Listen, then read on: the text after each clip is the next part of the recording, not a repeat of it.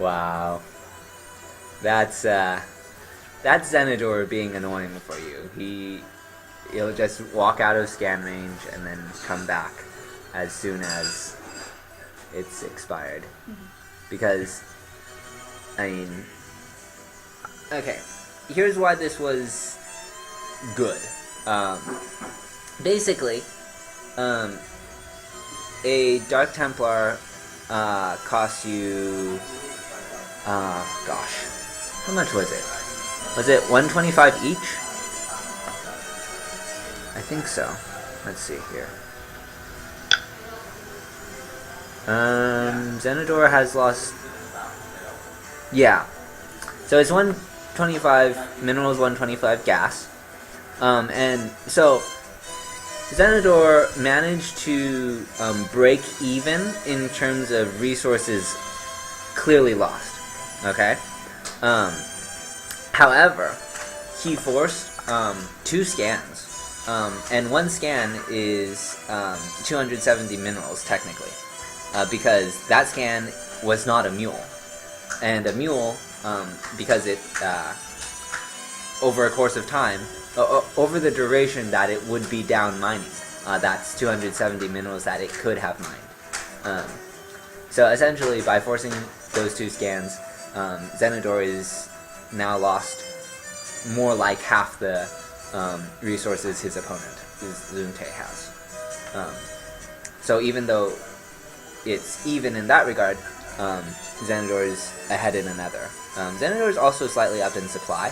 I think this is more due to, well, now he's distinctly up in supply, but I think this is in general more due to Zenidor just having good macro at the moment, more than anything else.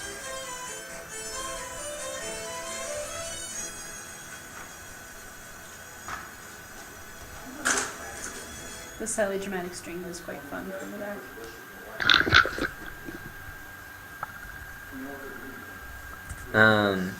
Zunte is gonna try and poke. I really don't think he should be out here right now, given the inferior army. There's not much here for Zenidor, but he does have a Photon Overcharge, he does have 3 Stalkers, and between the 2 of those, and these 2 Photon Cannons, he'll be able to hold. The Colossus is out now, so Zenidor is more than okay. I mean, if Zunte tries to push into this again, when the Photon Overcharge has expired, the Colossus is just gonna wreck the army entirely, and there's gonna be no real escape. A second Colossus will be out soon, and Thermal Lance is nearly done.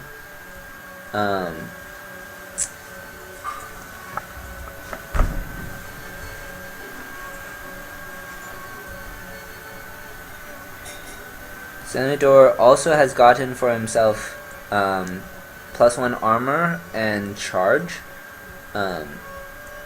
So he's well set up to either take a third or be really aggressive. If he wants to be really aggressive... Oh, okay.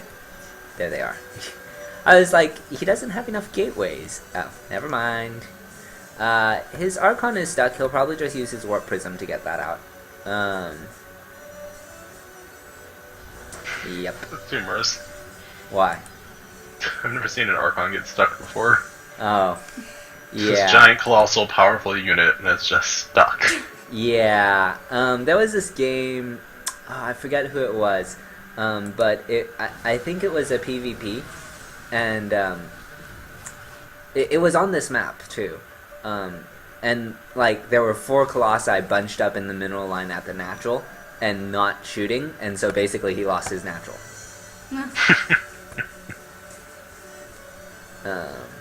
It was sometime last year.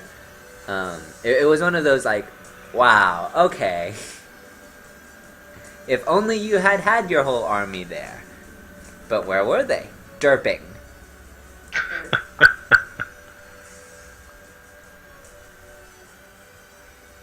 Anyway, Zenithor is just gonna walk up this ramp. He realizes that he's pretty far ahead at this point, and with 2 Colossi and virtually no Terran army, bunkers are gonna mean nothing to him. He even has 2 Archons, so I mean, the bio is gonna get wrecked from the Zealot Archon composition. I mean, these are not normal Zealots. They have an armor upgrade, so they take longer to die, and they have charge, so they attack you faster.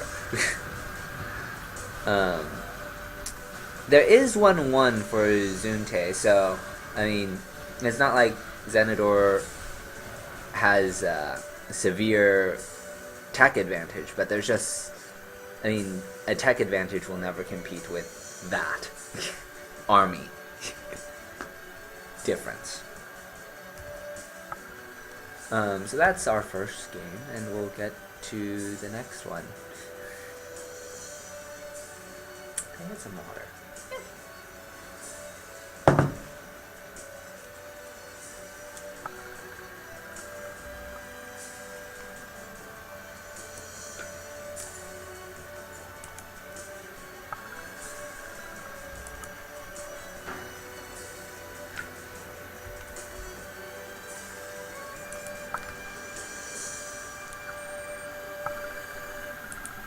So the next map is going to be King Sejon Station. Again, it's a 2-player map. It favors air and drop styles, as well as proxies, simply because there's so many crevices and angles you can come in from dead airspace, etc., etc., etc. Other than that, there's not much to tell you because it's no longer in the map pool, so it's more or less irrelevant. So those styles are good here. Most people liked it, and yeah.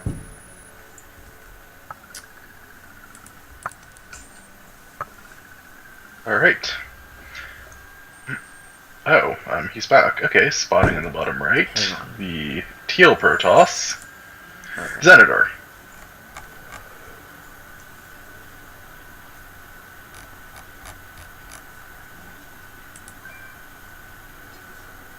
And seeking to claim a victory, the yellow Terran NXL's Zunte.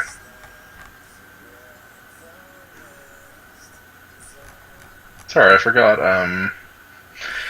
Round of 4 was best of 3, correct? Yeah, it's a best of 3.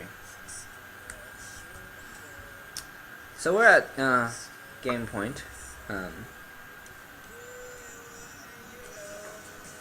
And Zenithor is looking to close this out.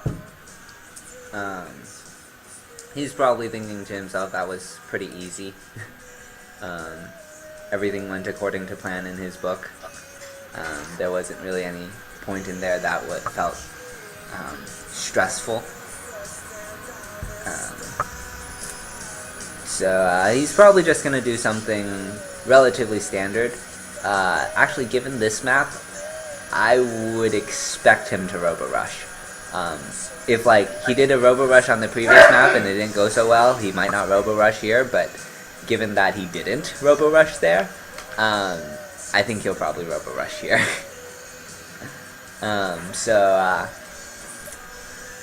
This should be a quick game.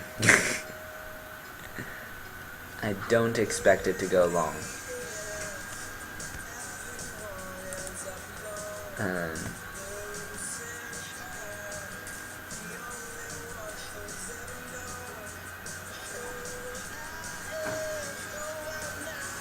So Zenithor is going to start by blocking this off so Reaper cannot get in and run around the back end. This map is, when it was originally created, people were terrified of Reapers because of all the Reaper could come in here, it could come over here, and then there's just a lot of open space behind the minerals line. Protoss since then have really figured out that as long as you block off one route behind your mineral line, you're kind of safe. That gives you enough reaction time. and then some of them will even do what Zenidor is doing here, and block off one of the on-ramps into the main. So basically, if he goes for a Reaper, Zunte is gonna send his Reaper up, is gonna get stuck right here and gonna have to go around the back. Zenidor will have more than enough time to get his Stalker in position over here, since he doesn't even have to worry about that other location. Zenidor is going to scout. His probe will get stuck, as Zunte has locked him in. A Marine comes out, so Zenidor is just going to lose his probe.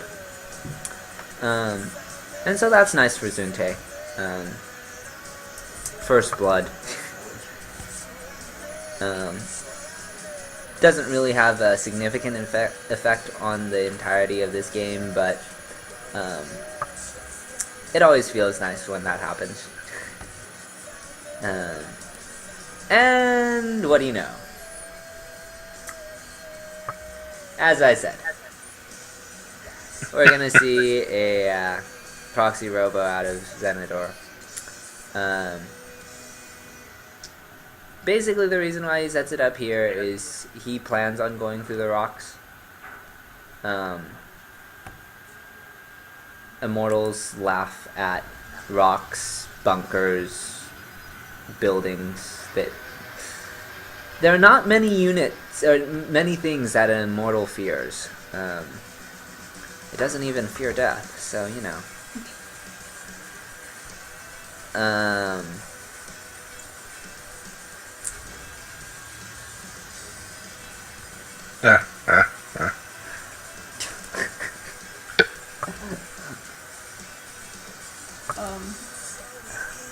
Okay. It looks like we're gonna get mostly the same thing out of Zunte. He's actually gonna go for a slightly faster CC, which is kind of ironic because that, like the last game, if he had gone for an earlier CC, he would have been safe. And this game,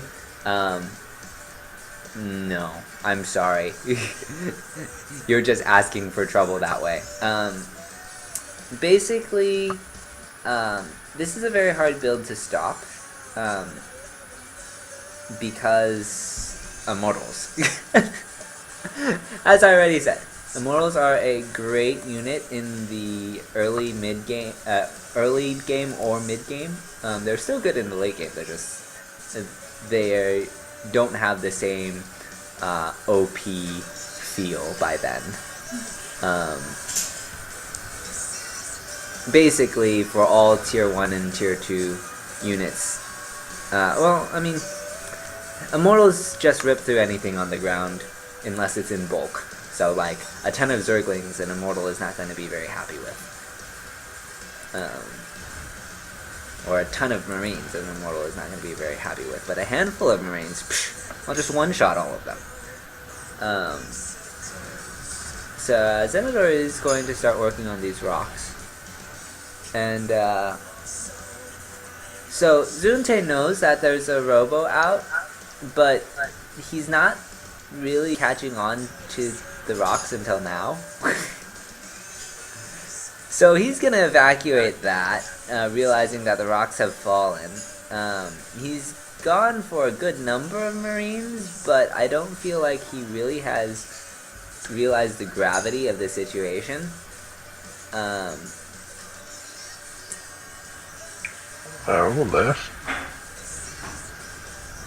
There's going to be a time warp on the Marine clump. There are 2 Widow Mines out, but I'm pretty sure Zenidor has a... Yeah, there it is. So Zenidor has detection, and those Widow Mines will get their shots off, but they're dead now. So they are not mortals. Yeah, essentially. That's the other thing. So, like, most Terrans, they like to defend with bunkers or Widow Mines. And for bunkers, there's 2 Immortals, and for Widow Mines, there's an Observer. So, you're kind of in this, like, well... The majority of early game Terran defense is is useless against this. Now that doesn't mean there isn't a way to deal with this. As I said,